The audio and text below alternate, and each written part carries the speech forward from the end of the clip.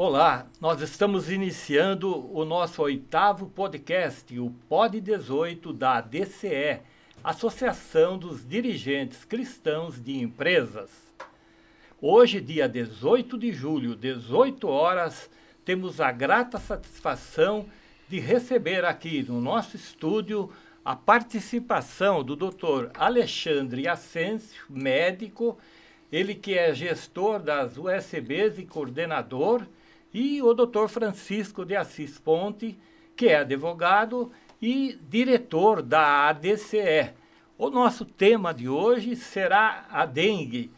Dr. Ascencio, bem-vindo ao nosso podcast, com maior alegria que nós estamos recebendo o senhor e deixamos a palavra para o senhor se apresentar. Eu que agradeço por esse convite, de poder estar aqui participando, né? Com certeza é algo importante que a gente pode estar ajudando, agregando, orientando. E agradeço também por estar aqui participando, né? Com personagens ilustres, né? Então, muito obrigado por esse convite e me coloco à disposição, como médico, como gestor também, no que for necessário. O nosso tema dengue, né? Ele faz parte das suas campanhas educativas na Prefeitura Municipal de Sorocaba. E com certeza nós vamos aprender muito com o senhor nessa participação do Pod 18 desse dia 18 de julho.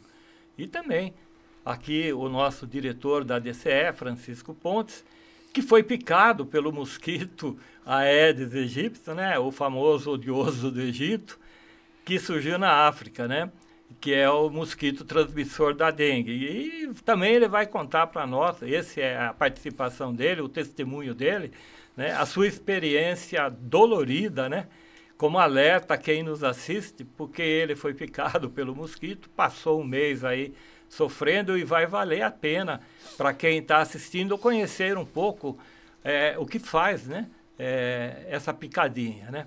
E começamos conversando que o senhor se apresentasse. O senhor nasceu aí na Rua Chile, no bairro do Além Ponte, eu nasci na Rua Santa Maria também, na mesma Vila Hortência. E eu queria que o senhor começasse falando, né, o que é esse mosquito da dengue, né? Quais são os primeiros sintomas? Como evitar essa proliferação do mosquito? É bem interessante, né? Eu sou um cidadão sorocabano, né? Nascido e criado aqui. Então, para mim é uma honra, né? Poder ser de Sorocaba, né? É um privilégio que eu cresci aqui, acompanhei o crescimento dessa nossa cidade. É muito interessante porque eu fui um dos que participei do início, em grande parte, da dengue no Brasil. Eu tive o primeiro treinamento da dengue, foi no Belém do Pará, ali num evento muito grande que teve ali, quando, né, começou a se alastrar esse vírus da dengue. O Aedes aegypti, né? No entanto, são 4 tipos, que é o dengue 1, dengue 2, dengue 3 e dengue 4. E ele tem um quadro clínico bem interessante, bem parecido com todos os demais. Na verdade, ele é um vírus que, quando ele entra em nosso organismo, ele vai gerar muita dor no corpo. Esse é o primeiro quadro, vai gerar uma febre, muitas vezes alta, acima de 38 graus. E a pessoa percebe que não está bem. E aí vai se alastrando outros sintomas, dor de cabeça, dor retroorbitário, dor nas articulações.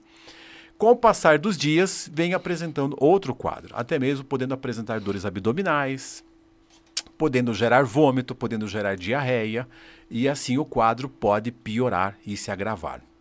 Uma das preocupações é exatamente sobre a parte sanguínea nossa. Como ele faz uma reação inflamatória bastante acentuada, ele altera todo o nosso organismo. Tanto a parte hepática, a parte renal, a parte cardíaca. Por isso que é uma das preocupações, né? Quando a pessoa, tanto criança como também os idosos, né? Porque a desidratação é muito forte. E o mais interessante, qual que é o tratamento? Hidratação. E o que a gente viu de importante, que iria salvar e salvou muitas vidas, foi a gente criar esse mecanismo de criar o monitoramento. Então, qualquer pessoa que passava em uma de nossas UBSs, era feita a triagem, tinha uma avaliação, era feita uma carteirinha, para que ele pudesse fazer esse monitoramento. A partir que ele realizar o monitoramento, a gente hidratava esse paciente, fazia sorinho. O que é hidratação? É água ou é soro? Muito bem, a hidratação são 2 tipos. Uma é o que nós estamos tomando, água de coco, Gatorade, né, um chá, suco, né? Agora, tem a hidratação endovenosa, que é a administração de soro. Muitas vezes eu não consigo ingerir líquido, porque eu já estou nauseado, estou vomitando, como é que eu vou conseguir hidratar esse paciente? Seria de forma endovenosa. Então a gente coloca aí grande quantidade de soro, 1 litro, 2 litros, porque a perda de líquido é muito grande. Então, de acordo com cada faixa etária, a gente calculava 60 ml por quilo de peso. Então, é bastante volume que a pessoa perde. E isso ajudou muito, né? Claro, às vezes as pessoas reclamam, né? Porque está lotado, né? Várias pessoas tomando soro, mas isso é o que vai salvar as pessoas, hidratação. Tomem líquido, ingira bastante líquido, né? Se alimentem bem também. Um dos riscos, né, conversando aqui com o Dr. José Francisco, né, é a perda das plaquetas, né? Cai muito-se as plaquetas. E é um risco, porque se cai muitas plaquetas, há aí uma fragilidade com que vai fazer com que as pessoas tenham pequeno sangramento. Até sangramentos massivos, né? Que pode levar a pessoa a óbito. Então, esse é o cuidado da dengue que a gente tem que ter, né? A parte da prostração, né? O decaimento, né? A pessoa fica prostrada na cama, não consegue levantar. Aquela dor no corpo que não melhora, mesmo ingerindo analgésico, né, os anti-inflamatórios, né? Outro cuidado importante é os medicamentos. Eu não posso tomar qualquer medicamento. Que as pessoas acham fácil. Eu estou com dor, eu vou tomar qualquer medicamento. Não pode. O preconizado ou é o paracetamol ou é a dipirona, né? Depende cada pessoa, se ele não tiver a reação alérgica a nenhum desses medicamentos. Mas é muito importante ter uma avaliação para ele não se automedicar em casa. Porque o risco de agravar e levar um quadro de internação e óbito era grande, e é grande. Então, isso a gente orienta bastante os pacientes, para que ele tome esse cuidado, né? Que ele venha, de alguma forma, se cuidar. A prevenção, como é que eu posso me livrar ou passar meio desapercebido com a dengue? Um dos mecanismos é usar roupas compridas nesse caso, né? Camisa, manga comprida, calça, se for o caso, né? Porque a partir que você tem a parte do corpo exposta, o mosquito vai te picar, né? O pernilongo, rapidamente, ele vai picar a gente. E ele tem os horários, bem interessante, que seria das 6 da manhã às 8 da manhã. E tem os horários noturnos, a partir das 5h30, 6 horas, até 7h30, mais ou menos, que é o horário da maior atividade dele.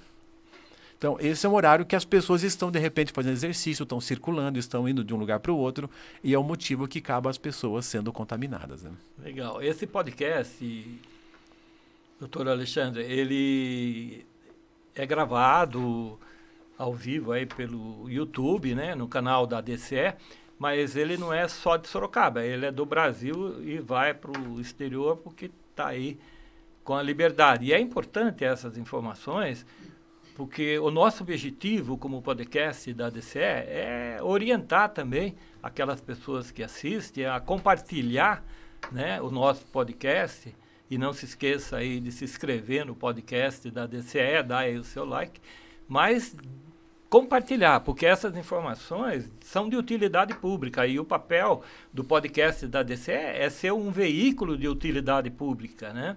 E eu considero essas informações que o senhor está passando. Nós soubemos que na cidade de Sorocaba, em 2024, já tivemos mais de 42 mil casos de dengue, é isso?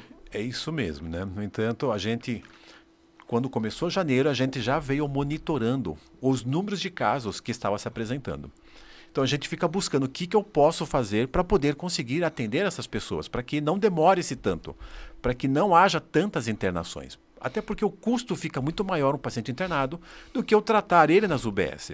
Foi aí que criamos, né, um mecanismo de a gente abrir as nossas 33 UBS, 3 delas que a gente escolheu estrategicamente para poder diminuir um pouco o volume de pessoas nas UPH, nos pronto atendimento, que foi o Simos, o Hortência e o Fiore. A gente abriu no período da noite, das 19 às 22 horas. O mais interessante é que as pessoas não procuravam nesse horário, eles não iam. Era muito pouco atendimento e a gente colocou 2 médicos em cada unidade para poder fazer esse atendimento. Eu até mesmo fui alguns dias atender, acompanhar, ver como é que estava indo. A gente viu que não deu certo, a gente mudou a dinâmica. Então a gente abriu durante o dia essas mesmas 3 unidades, colocamos 2 médicos o dia todo para atender essa população nossa. o volume aumentou, foi, né, bastante acentuado, isso em média de 100 pacientes, 120, chegou a 140 pacientes por dia em cada uma delas. Nossa. Mas assim, a gente conseguiu absorver bastante, hidratar esses pacientes, orientar esses pacientes, né? E isso foi o que salvou bastante vidas. Com o passar dos meses, a gente viu que caiu bastante os números pela procura, a gente fechou essas 3 unidades. Mas de igual forma nós temos tanto os 33 UBS, que você pode passar, pode procurar de alguma forma para ser avaliado, ou se for o caso vai ser encaminhado, e nós temos mais 8 pronto atendimentos sobre nossa gestão, que nós acompanhamos, que nós estamos, né, vendo e buscando de alguma forma melhorar a dinâmica para poder atender melhor esses pacientes. A parte disso, nós temos mais 4 PHs, que são enormes, que é de porta aberta, 24 horas trabalhando também para poder atender a população. Entendi. Esse mosquito transmissor da dengue, ele não escolhe classe social, não escolhe idade, né? Ele vê o alvo dele, ele vai lá e pica, né? É o caso aqui que nós convidamos para participar conosco aqui, o Dr. Francisco Pontes, porque ele foi um dos casos que foi picado pelo mosquito e sofreu. Foi muito difícil, Dr. Francisco, a picada? Eu não imaginava que esse mosquitinho fazia tanto estrago assim, viu? Eu não tive problemas assim sérios de correr risco de vida, não tive. Mas eu confesso para vocês que da data em que se iniciou esse processo até a minha recuperação mais ou menos normal foi 1 mês. Entendeu? E o sintoma principal foi uma fraqueza terrível, né? Parece que alguém sugou toda a energia do corpo, a gente não aguentava ficar de pé, não conseguia ler, não conseguia ver televisão, não conseguia fazer nada, né? Foi terrível, né? E a sua esposa teve também? Nós tivemos praticamente juntos, ela começou um dia depois que eu, mas o dela parece que foi de grau um pouco mais moderado, né? Eu tive um pouquinho mais de azar, vamos dizer assim, na picada do mosquito. Tá. Você tem uma ideia de onde foi? Foi na sua casa, em algum local que vocês foram? Olha, ideia não tem. A gente pode supor que tenha sido em algum lugar fora da nossa casa, porque na nossa casa a gente usava muito protetor, né? Usava muito protetor, matava os pernilongos também, né? Quando a gente saía de casa e jogava lá os inseticidas, mas acredito eu que foi em algum lugar que a gente esteve junto, né? Alguma igreja ou algum encontro que a gente fez com pessoas amigas, né? Mas não é difícil a gente estabelecer porque a picada a gente parece que leva vários dias para se manifestar, né? Como é que funciona, doutor? Ela leva alguns dias para se manifestar? Pós a picada, né, do mosquito, de 3 a 5 dias. Tá.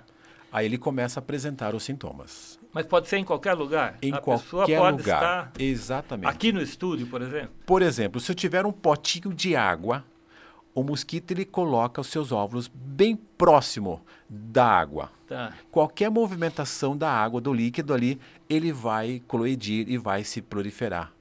E cada vez que o mosquito põe os ovos, é em média de 150 a 200. Nossa. Então é grande quantidade. E muitas vezes nós temos floreira em casa. E a gente coloca ali um pouquinho de água, um pouquinho de resíduo que fica, é o suficiente. Ele já se aproveita. Por isso que no período que chove, é muito fácil a proliferação deles. Porque ele esquenta, ele coloca os ovos, chove, eles eclodem, aí é por diante. Então a proliferação do mosquito é muito forte nesse período. E como que as pessoas dentro de casa devem se comportar ou devem agir para reduzir pelo menos os riscos? Principalmente nesses horários dos hábitos do mosquito, fechar a casa. Ou se conseguir colocar telas de proteção, ajuda bastante. Ou usar um repelente, né? Isso ajuda, a roupa, manga comprida e assim por diante, né? Esse cuidado que a gente puder ter, claro, isso vai nos ajudar. Mas nada é garantido. Mesmo com todos esses cuidados, a gente ainda corre o risco. Alguém na sua família foi picado pela... Eu. Foi? Eu fui picado, opa, né? Que interessante. Trabalhando direto, né? Em algum momento, foi interessante porque eu estava na igreja com a minha esposa, com a minha família, e por volta de umas 10h30, 11 horas da manhã, me deu muita dor no corpo. Eu achei aquilo estranho. E estava bem no pico da dengue. Aí eu fui para casa, né? Percebi que eu estava febril, estava com 37,5, já indo para 38, né? Aí eu tomei uma medicação, percebi uma leve melhora, mas eu passei todo o final de semana prostrado, decaído, né? Mas o que me ajudou foi a hidratação. Hidratei bem, tomei muito líquido, isso foi me ajudando. Na segunda-feira, eu permaneci, mas eu tinha que trabalhar, não tinha como, eu tinha muita coisa para fazer, né? Mas eu ia sempre observando o que tanto que eu estava aguentando, né? E muitas vezes a gente acaba fazendo errado. E o correto era ficar em casa, prostrado, né? Se recuperando. Porque o risco de eu estar trabalhando é de a gente poder exatamente passar o mal, fazer o mal súbito, não se precaver, não conseguir hidratar corretamente, né? E acabar agravando o quadro, né? Entendi. Mas é uma experiência... Uma experiência, com certeza, não é fácil. É assim mesmo, Francisco? O meu quadro foi interessante, sabe, doutor? Eu comecei sentindo, no primeiro momento, muitas dores na perna, né? Nas pernas. Mas eu tributei isso porque eu tinha feito um pouco de exercício, vamos dizer, de trabalho, né? Eu fui limpar os matinhos que tinha no jardim e fiquei umas 2 horas meio agachado, né?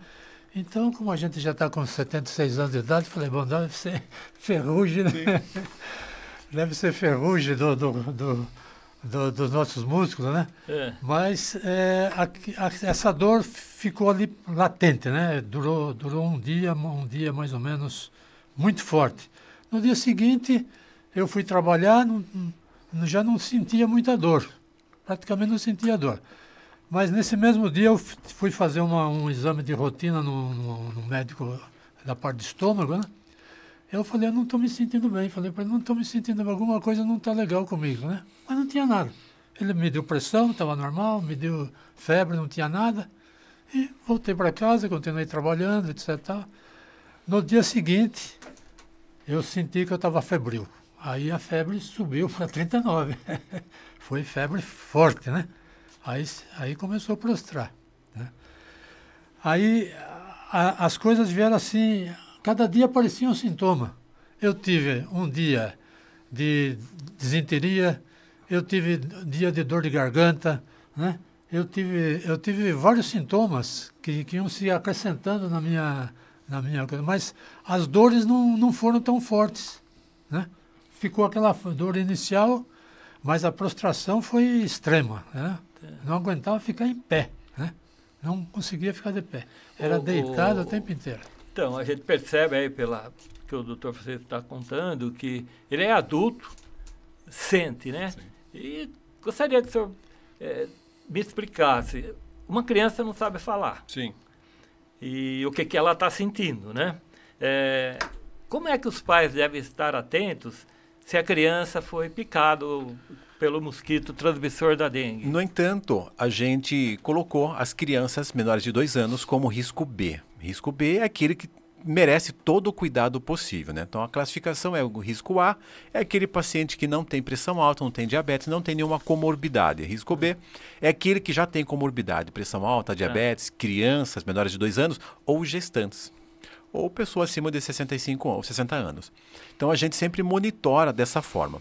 A criança é muito interessante, né? Quando ela não está bem, ela fica inquieta. Ela não para. Ela fica rangindo, ela se percebe que ela não está bem. Fica resmungando, ela não consegue ficar confortável. Alguma coisa está errada nessa criança. Aí que tem que tomar todo o cuidado, observar essa criança.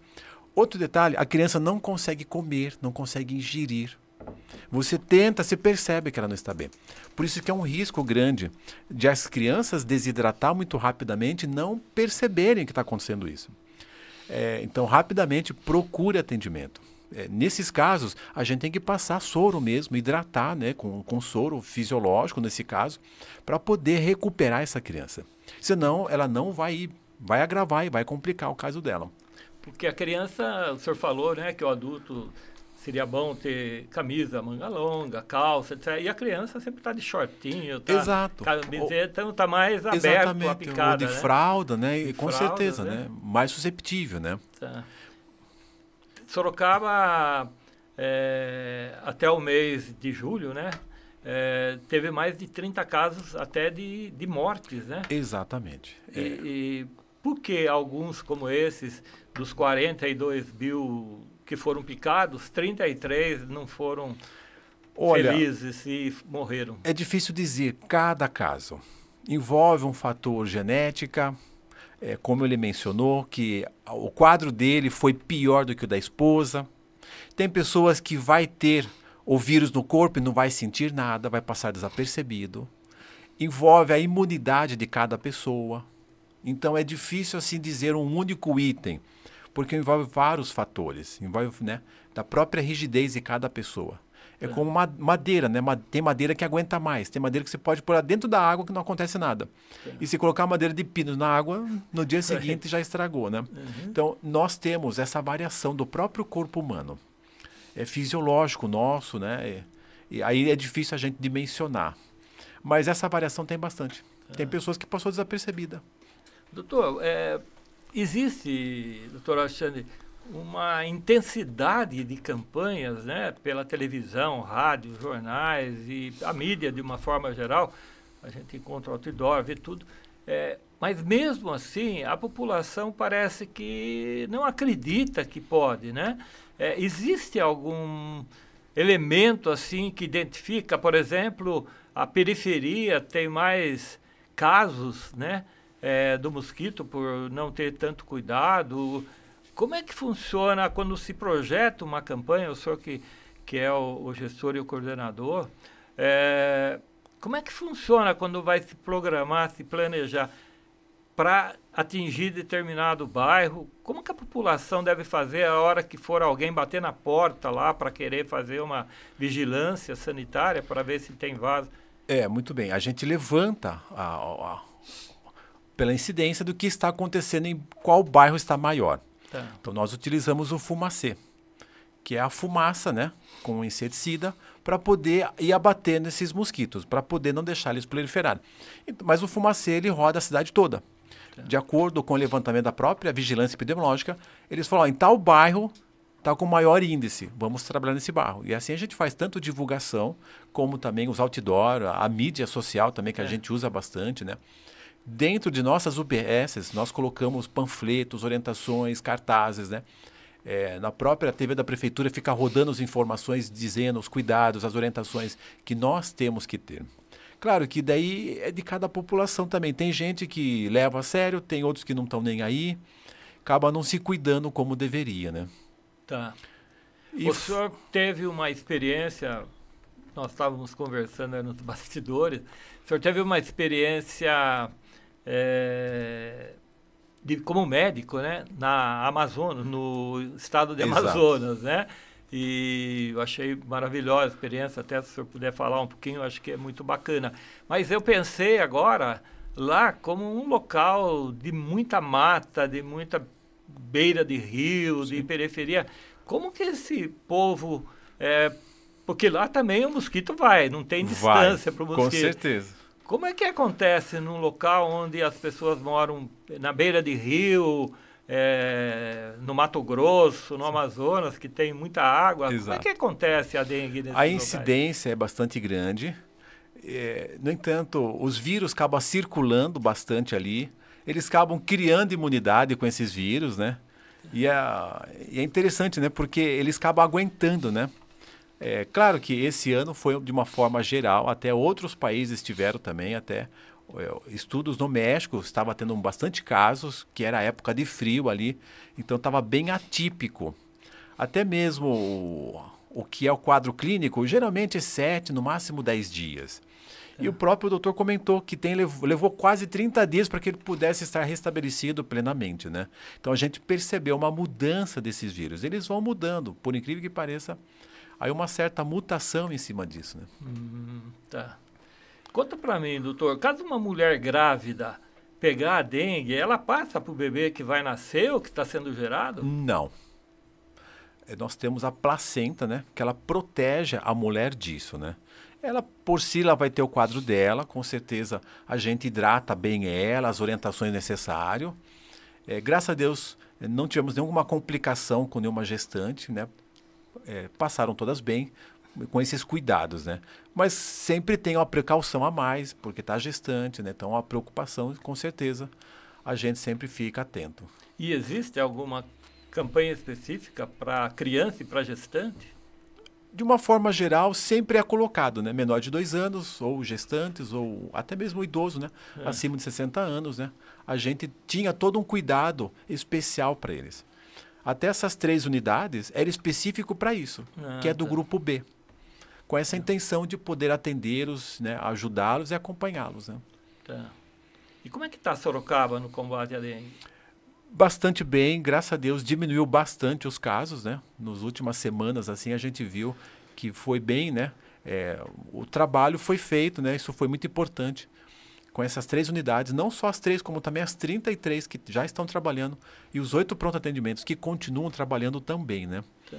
Mas, graças a Deus, a gente conseguiu contornar essa situação e hoje a gente já vê mais controlado. Tá. Até os números de internações foram muito baixas. Isso nos ajudou bastante.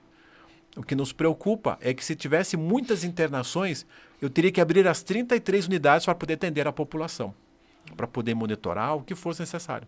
Então a gente viu que não foi necessário, mas se houvesse necessidade, a gente abriria com toda certeza. Tá, legal. As orientações do... Eu tenho lido na imprensa, né, que as orientações do Ministério da Saúde, ela afirma que a vida, o ciclo da vida do mosquito, né, ela contém 4 fases, né? Isso. Adulto, ovos, larvas e pupas, né? Gostaria que você falasse um pouquinho sobre essas 4 fases. O que são, né, essas 4 fases? Na verdade, é o próprio crescimento dele, é a própria proliferação que ele vai ocasionando, né? É quando ele coloca os ovos dele na beiradinha de um pote de água, de uma jardineira, né? É uma forma com que ele está reservando ali para que possa eclodir e procriar mais 150, 200 possíveis mosquitos, né? Que vai estar cada vez mais trazendo problema para a gente, né? O interessante é que aqui em Sorocaba, dos 4 tipos de dengue, 2 tipos eram predominantes, que é o dengue 1 e o dengue 2. E o que é o dengue 1 e o dengue 2? É uma variação deles, né? Então, do próprio dengue, né? São 4 tipos, são os sorotipos, no caso, né? E esses 2 é o que estava predominante aqui em Sorocaba. Tá. Era o que estava mais trazendo problema para a gente. Até um curso diferente da evolução da própria doença, levando até mais de 10 dias para as pessoas se restabelecerem. Que no passado, 5 a 7 dias, a pessoa já sentia-se bem, né? Mas, de uma forma geral, o curso da doença é de 7 dias. E existe uma forma de interromper esse ciclo de vida dos mosquitos com uma fiscalização caseira? Não. Ou é só pela parte técnica? Exato. Teríamos que usar inseticidas, né? Tá. Inseticida, alguns mecanismos para que eles não se desenvolvam como tal, para poder a gente matar ele no ninho, né? Como a gente diz, né? Mas é difícil a gente conseguir 100%, né? Mesmo realizando todo esse mecanismo do fumacê, mesmo a gente em casa se cuidando, fechando e assim por diante, a gente acaba não conseguindo, né? Tá. O senhor tem mais de 25 anos de médico? 22 anos. 22 anos de médico. Nesses 22 anos, o senhor já passou por muitas experiências, né? Teve a dengue, teve lá o Covid. O que marcou a vida profissional do senhor, a experiência de vida, aquela experiência lá no Amazonas que o senhor falou? Quer dizer, nessa sequência, né? O que marcou? O senhor já foi para o exterior, já tem aí uma atividade profissional muito grande, então viveu momentos assim. O planeta está mudando, doutor? Por incrível que pareça, está. O que me marcou foi agora no Covid. Eu como médico, né? Então a gente nunca se vê internado, né? Eu peguei o Covid e fiquei internado 9 dias. Tá. Com uma saturação bastante baixa, chegou a 88, com oxigênio, 5 litros por minuto, e não melhorava. Eu acreditei que eles iam acabar me entubando, ia acabar gravando, e eu ia acabar indo a óbito. Então, por quê? Por conhecer todo o que foi o Covid, eu já estava na linha de frente ali trabalhando, já estava 1 ano atendendo pacientes com Covid, tomei as vacinas e, por fim, não surtiu efeito. Então, lamentavelmente, eu quase fui a próxima vítima. Naquela semana, eu pedi vários amigos, né? Muitas pessoas faleceram, né? O Covid foi algo totalmente muito atípico, né? Que a gente não esperava, né? Daquela forma como veio, né? Claro que isso marca a gente, né? Então foi um momento muito difícil para mim quando estive internado ali. Porque eu tenho 2 filhas em formação na faculdade, né? Então eu falei, puxa vida, né? Quem que vai cuidar delas? Quem que vai criar elas? Né? Como é que vai ser, né? Então isso não é fácil. Com certeza foi uma das experiências que me marcou bastante, né? Claro, tive muitas outras, né? No Amazonas também ali, né? Bastante experiência com casos bastante atípicos, né? Que aqui a gente acaba não vendo, né? Ali eu atendi muitos pacientes com leishmanioses, muitos pacientes com lepra, né? Que a gente chama de hanseníase, né? Que é raro a gente ver, né? Mas ali era muito comum. E outras patologias diferentes, né? Outro que tinha muito ali também era a malária. Era interessante porque eles próprios sabiam quando tinha malária. Ele já vinha e já sabia o próprio tratamento, né? Interessante, né? Que ele já sabia o quadro clínico. E eles vinham e já falavam, doutor, estou com malária, né? Então foi um momento também bem tenso, também bem difícil também. Totalmente desprovido de recursos ali, né? Ali você não tem exames, não tem nada, né? Atendi os ribeirinhos ali, numa situação muito precária ali, muito triste também. O Brasil nosso é muito grande, né?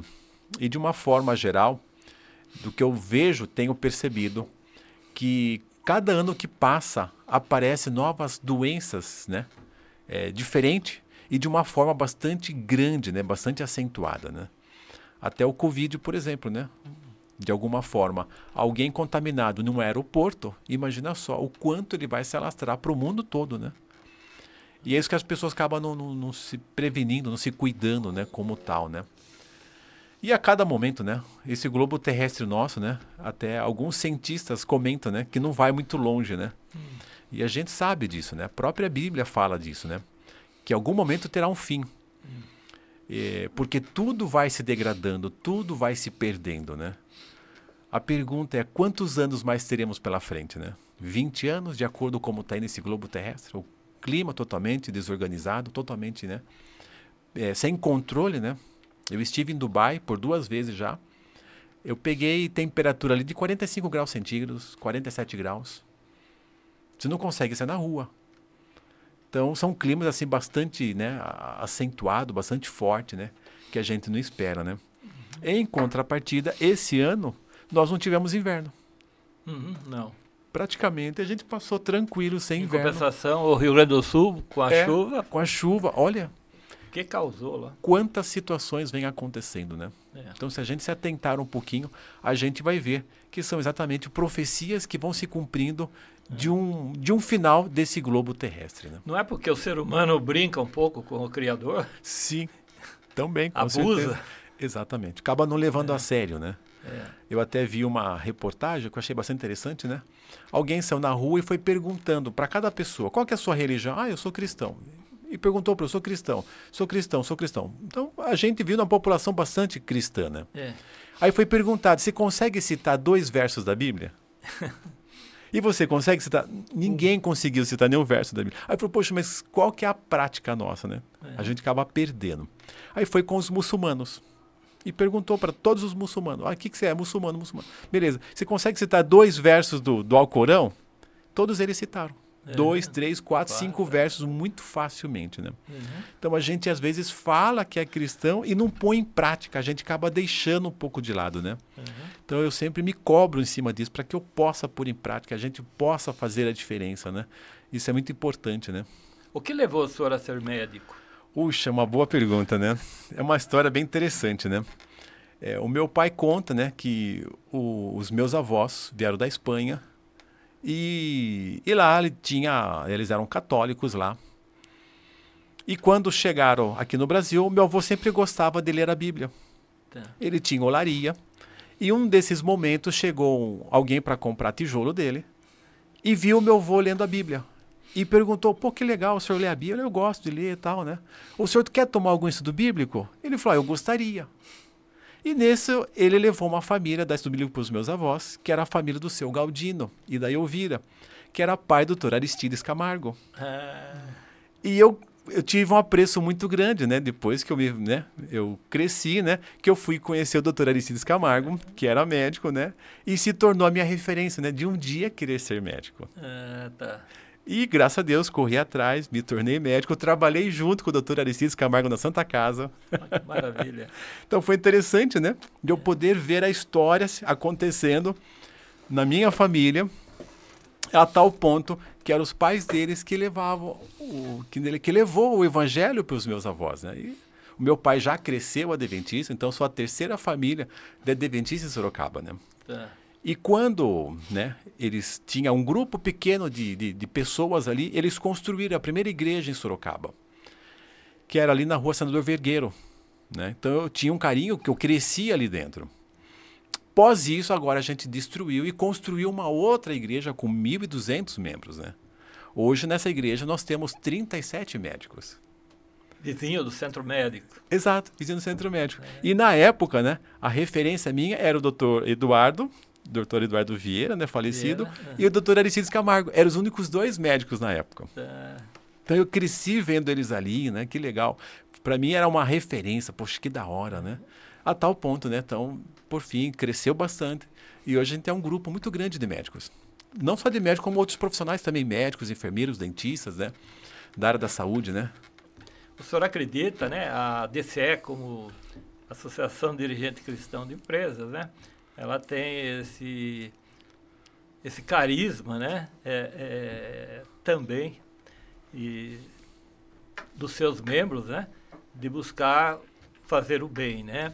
O senhor acredita que uma vocação como a sua, profissional, de estudo, tudo, mas agregando essa parte que o senhor está dizendo, né?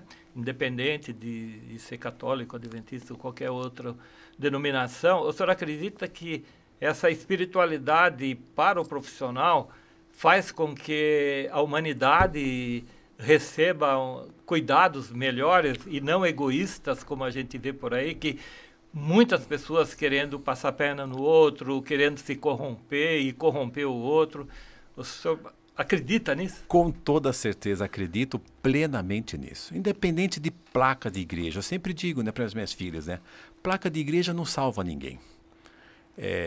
O que eu vivo, o que é o que eu passo, né, a minha atuação é totalmente diferente do que eu ficar observando placas de igreja, independente da religião, né, que a gente segue. De uma forma geral, somos cristãos, acreditamos em Deus e queremos ter uma vida melhor. A gente acredita que temos um Salvador que vai vir nos salvar. E a tal ponto, quando estive dentro do Amazonas, uma das experiências que eu tive ali foi com milagres. Hoje, né, a gente falar de milagres, o que é milagres, né? Será que existe milagres? Não existe? Eu recebi uma pequena criança de 7 dias, um recém-nascido, com uma cabeça enorme. Então, a gente vê, né, nos livros, né, uma das patologias, hidrocefalia, né, que é quando o líquido cefalorraquídeo não circula adequadamente e, por fim, faz uma criança ter uma cabeça muito grande.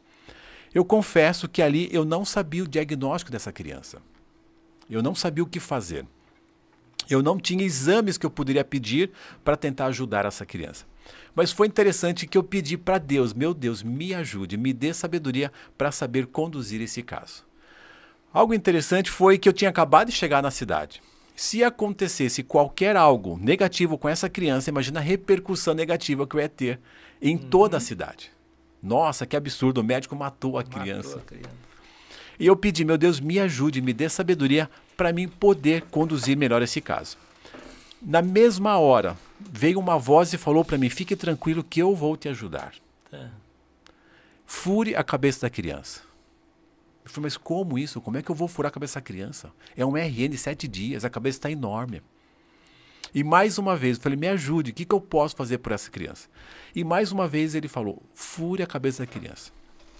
E eu peguei bem aqui no cantinho da orelha da criança, e já estava com uma pontinha ali de pus. E eu furei bem devagarzinho ali, e começou a sair um monte de pus. Aí eu consegui drenar todo aquele pus da criança, entrei com antibiótico, e pedi para que a mãe viesse todos os dias para eu poder estar avaliando essa criança. E ela veio todos os dias. Em 7 dias, normalizou a cabeça da criança. Aí saiu toda a divulgação lá que o médico era milagreiro, né? Então foi uma experiência muito bonita de poder saber que Deus age aonde não existe recurso nenhum. Hoje, numa cidade como a nossa, que nós temos todo tipo de recurso, profissionais de todo tipo, né, de especialidade necessária possível, né? A pessoa muitas vezes espera por um milagre, mas se eu tenho todo o recurso necessário, eu tenho que acreditar também na ciência, na medicina, nos medicamentos. Eu tive uma senhora que ela era hipertensa, diabética, só que ela não tomava os medicamentos. E um dia ela chegou para mim e falou: doutor, eu não estou tomando porque eu estou aguardando o milagre. E agora? Vai acontecer ou não? Eu falei: senhora do céu, a senhora já está com o milagre nas mãos. Mas por quê? Os medicamentos. Quanto tempo não levou para poder chegar a essa conclusão e ter na sua mão tão facilmente um comprimido e você tomar e resolver seu problema? É só tomar os medicamentos. Então, para você ver que as pessoas acabam às vezes não entendendo, né? O que é o milagre? E para que seja o milagre, é onde ninguém pode agir. Aí sim se torna um milagre. Aonde tem muita gente agindo, como é que eu vou falar que é um milagre? Mas essa experiência eu tive exatamente de presenciar vários milagres lá, porque não tinha ninguém que eu poderia encaminhar essa pessoa. Não tinha onde pedir ajuda, a não ser para Deus. A gente sabe que isso é real, isso acontece, né?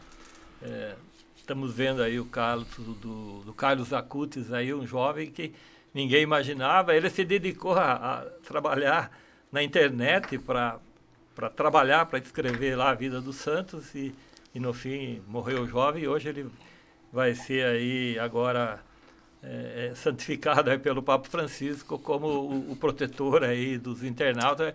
Eu imagino o bem que vai fazer para essa juventude do mundo todo, né? Ter um jovem como parâmetro de vida. Eu acredito muito nisso, né? Mas entre as coisas, eu acompanho um pouco depois que eu convidei o senhor, eu não o conhecia, né?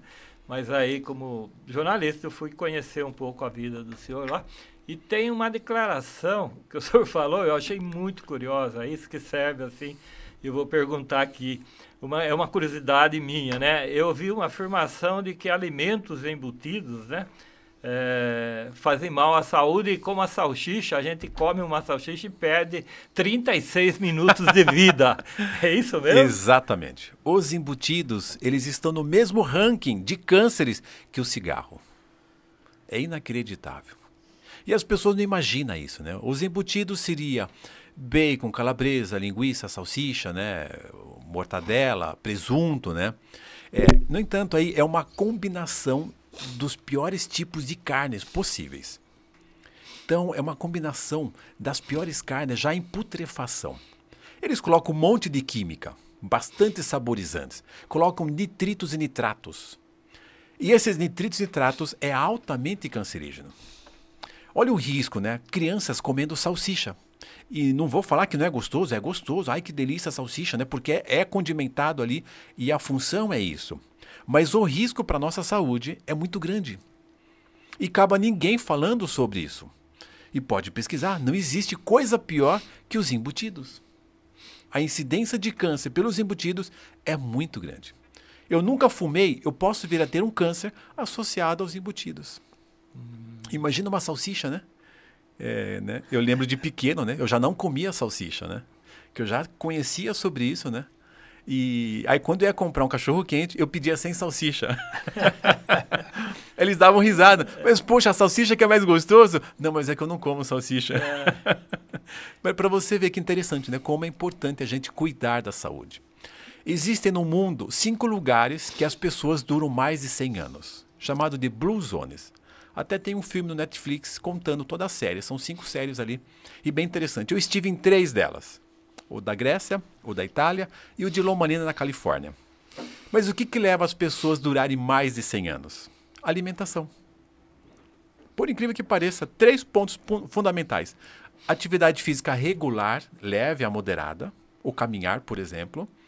Alimentação de frutas, verduras e legumes. Não comer carnes. Ou muito pouca carnes. Quanto mais natural comer é melhor, nozes, castanhas. E que a pessoa tenha uma boa noite de sono, pelo menos as 8 horas de sono. Não fumar e não beber, né? Incrível que esses itens fazem com que você durem 80, 90, 100 anos. E a gente acaba, às vezes, passando, né? Achando, né? Vivendo, né? Aqui, a gente quer comer, quer viver, né? E esquece que é o bem maior, mais precioso, que é o nosso corpo, né? E a gente só percebe quando a gente perde ele. Quer dizer que uma churrascaria vai perder o senhor de cliente. Eu procuro evitar, né? Até porque até posso ir, mas eu procuro comer bastante salada, bastante, né? Coisa natural, né? Quanto menos carne comer, é melhor. Os cardiologistas falam, né? Pode comer bastante gordura que o teu coração vai pifar bem antes, né? Exatamente. Quando a gente cozinha a carne, depois que a gente deixa ela assim, ela endurece aquela carne. A gordura fica ali esbranquiçada, né? Fica.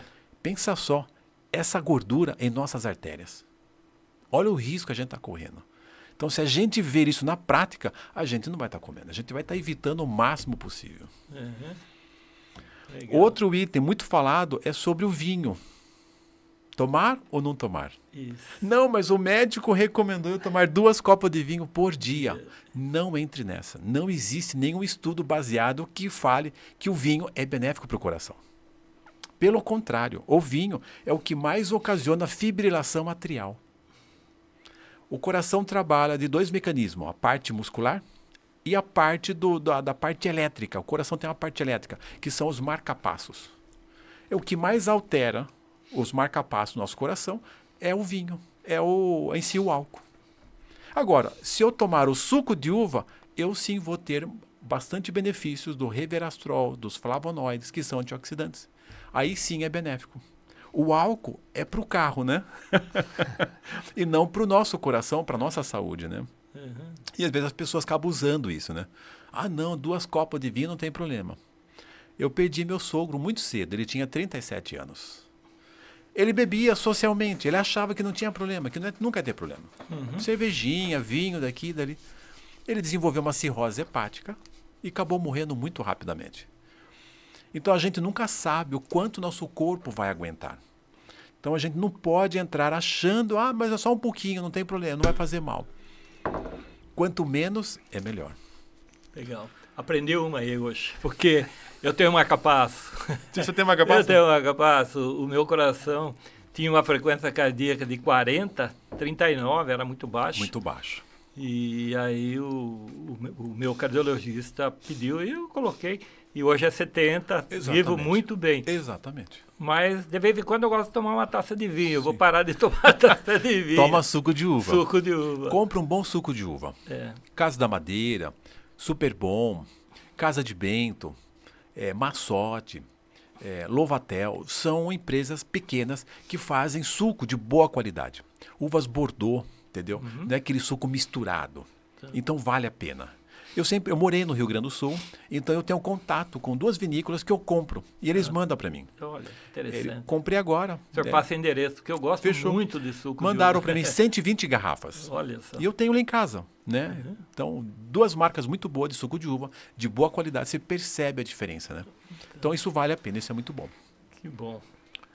Maravilha, doutor. Olha, nós estamos aí com o horário correndo, chegando 1 hora, né? Eu queria perguntar ao senhor se o senhor teria, assim, alguma informação. O senhor, como Secretaria da Saúde, né, da Prefeitura de Sorocaba, aproveitando esse momento, se o senhor gostaria de, fique à vontade, o senhor tem o microfone à sua disposição, para passar informação, alguma orientação, né, que possa colaborar como utilidade pública, né, para que as pessoas participem, colaborem e estejam envolvidas. Semana passada eu gravei na TV Tem falando sobre o absenteísmo, as faltas nas nossas unidades. Então, o único sistema no mundo como o nosso é só Brasil, SUS, Sistema Único de Saúde. Já viajei para mais de 40 países. Eu conheço bem a saúde de outros países. Estados Unidos, um exemplo. Então, se você for até lá e precisar de qualquer atendimento, não tem como, você vai ter que pagar. Meu irmão chegando em Miami, ele me liga desesperado, me ajude porque o meu filho está com febre. Falei, procura atendimento. Ele foi, procurou, já na entrada, ele pagou $1.500, já na entrada. E um amigo meu, da Suíça, me liga e fala, ó, estou indo para o Brasil visitar e vou levar meu bebezinho de 3 meses. Preciso fazer seguro médico? Falei, cara, fique tranquilo.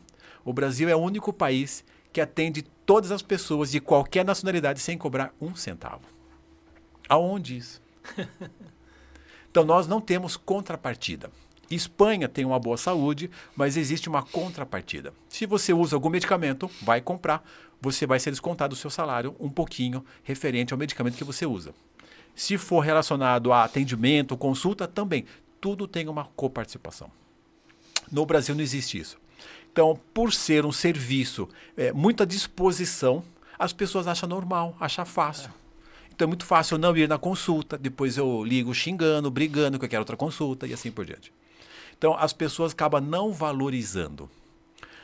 Se a pessoa valorizar, primeiro o seu corpo, que é o bem mais precioso nosso. Quanto vale um rim? Quanto vale um coração? Quanto vale um fígado quando você perde ele? Quando as pessoas entendem isso, ele vai saber que a saúde merece cuidado. Que você tem que também cuidar. É como um carro. Se você cuida do seu carro, você vai ter ele por muitos anos. Se você não cuida, você não vai ter esse carro por muito tempo. A saúde é igual. Cuidou, você vai ter por muitos anos. Então, o meu chamado é que a população possa, de alguma forma, valorizar a sua saúde em primeiro lugar. Número 2, que valorize o seu sistema único de saúde. Marcou a consulta? Vá adequadamente. No entanto, nós conseguimos colocar um app, Agenda UBS Sorocaba, que você entra ali e consegue agendar um clínico. Ou seja, nosso padrão de saúde hoje é como se fosse um convênio médico. Então, graças a Deus que a gente conseguiu melhorar em muito a saúde de Sorocaba, da população nossa. Eu trabalho muito com a prevenção de saúde, que as pessoas se cuidem, não fumem, não usem droga, comam adequadamente, né? Avalie o que você está ingerindo, para que você evite ter problemas gastrointestinais e outros tipos de problemas, né, da sua saúde. Então você vai ganhar anos de vida. Então é muito comum a gente receber reclamações todos os dias. Ah, porque não serviu, porque não dá certo. Não, porque a falta da pessoa também se cuidar e correr atrás, fazer a parte dela. A gente faz nossa parte e o paciente não faz a parte dele, não tem sentido, não tem uma conexão adequada. Então, acho que é muito importante que a população possa também, de alguma forma, nos ajudar nesse aspecto, nas consultas, nos atendimentos, né? Valorize o seu sistema de saúde. Aquele centro que foi inaugurado na Rua da Penha, na Rua 7 de Setembro, é a Rua da Penha mesmo, é com a 7 de Setembro. É com a 7 de Setembro, né? Isso, exato. Onde era um supermercado. Isso, lá. São Bento. O que é lá? É o Palácio da Saúde. O que é Palácio da Saúde? O Palácio da Saúde, nós temos vários módulos lá dentro. Tanto parte da regulação, o que é do SAMU. Então, toda a base do SAMU foi para lá. Temos ali várias ambulâncias, né, estacionadas ali.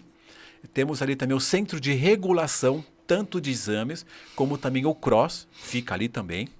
Nós temos também ali 2 atendimentos específicos, que é da parte de fisioterapia, em participação com a Uniso.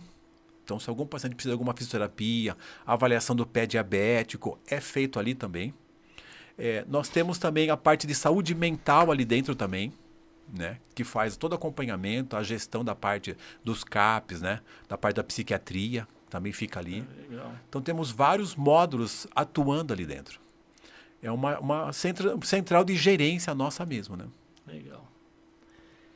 Encerrando, Dr. Francisco, é um assunto que está fora do dengue, mas que, como diretor da DCE, é uma honra para a DCE participar, né, do lançamento de um livro que você e alguns amigos que foram seminaristas aqui em Sorocaba, né, que está completou dia 4 de julho, 100 anos, né, a Arquidiocese, e vocês estão lançando um livro no dia 1º de agosto, na Igreja São Carlos Borromeu. Gostaria que você fizesse convite e contasse o que é esse livro e o que vai acontecer. Então, nós reunimos, depois de 60 anos, nós reunimos cerca de 70 ex-colegas que participaram do Seminário Menor São Carlos Borromeu na década de 1950 até 1968. E é um grupo assim muito entrosado, porque a gente era interno no seminário. Vivíamos lá diuturnamente, comíamos, brincávamos, estudávamos. Então a nossa vida era comum. Éramos irmãos, praticamente sem o selo, né? E esse grupo, então, na tentativa de participar dos festejos do centenário da Arquidiocese, resolveu escrever um livro de memórias sobre o tempo de seminário. Porque às vezes as pessoas perguntam o que faziam lá, porque a gente entrava no seminário com 11 anos, 10 anos, né? E permanecia aqui no Seminário Menor de Sorocaba até 18, 19 anos. Era praticamente o ensino naquele tempo do ginasial e colegial, né? Que a gente fazia. E as pessoas perguntam o que vocês faziam lá durante esse tempo todo, né? Será que só ficavam rezando? Ou quais eram as atividades que tinham lá dentro, né? Então, nesse livro, a gente procurou transferir a nossa vivência pessoal, né? E é um livro escrito a 20 mãos. Nós temos 20 autores, cada capítulo é escrito por um, né? Então, a gente está oferecendo esse livro, nós fizemos toda a edição do livro por conta do nosso grupo. Estamos oferecendo esse livro em doação para o seminário, para eles venderem e arrecadarem o que for possível com o valor do livro, né? Então vai sair inteiramente livre para eles venderem, o que entrar é lucro. Então nós vamos fazer essa apresentação. O Dom Júlio vai nos presidir uma missa no dia 1º de agosto, às 19h30, na paróquia São Carlos Borromeu, ali na Eugênio Salerno, número 160. Convidamos, então, aqueles que quiserem prestigiar essa nossa iniciativa, né, para estarem lá conosco. Vamos agradecer a Deus, porque todos nós que fomos seminaristas levamos no coração um sentimento muito grande de gratidão ao tempo que a gente viveu, porque era uma formação espetacular, né? Tínhamos a escola, não só da parte didática, né, mas tínhamos academia literária, tínhamos grêmio literário, tínhamos jogos, tínhamos escola cantorum, né? Aprendíamos a cantar, aprendíamos a falar, a fazer discurso. Então, é uma oportunidade que a gente viu de participar dos eventos e oferecer uma pequena gratidão por tudo que a gente recebeu, né? Os ex-seminaristas hoje estão no mundo, né? Para cada um nas suas atividades próprias, mas carregam no seu coração uma bagagem que veio de lá. Que bacana. Qual é o nome do livro? O livro chama-se Das Sementes, as Flores e os Frutos. Seminário Menor São Carlos Borromeu. Tá aí, o que o doutor falou até agora é da natureza que vem os bons frutos, né? Exatamente. E como diz lá no Evangelho, Jesus falando, eu vim para que vocês tenham vida e vida em abundância. Em abundância. E não sofrendo como Exatamente. Eu queria, nesse final de podcast, agradecer aí a participação de todos, reforçando o pedido aí para que vocês compartilhem, dê seu like lá, né?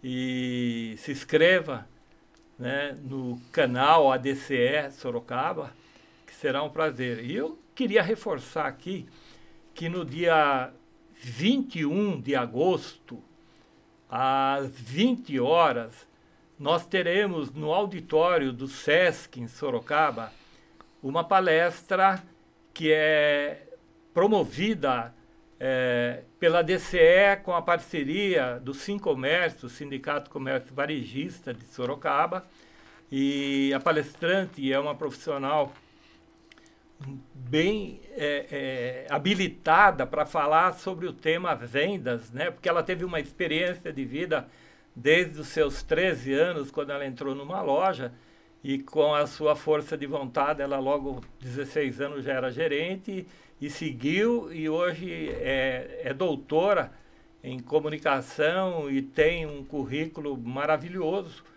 E ela está presente aqui no estúdio acompanhando esse podcast, a Ana Carolina Salvati, a vice-presidente da ADCE, e o Vinícius, que está aqui presente, que é o secretário executivo do Sincomércio, que também veio nos prestigiar. Obrigado pela participação.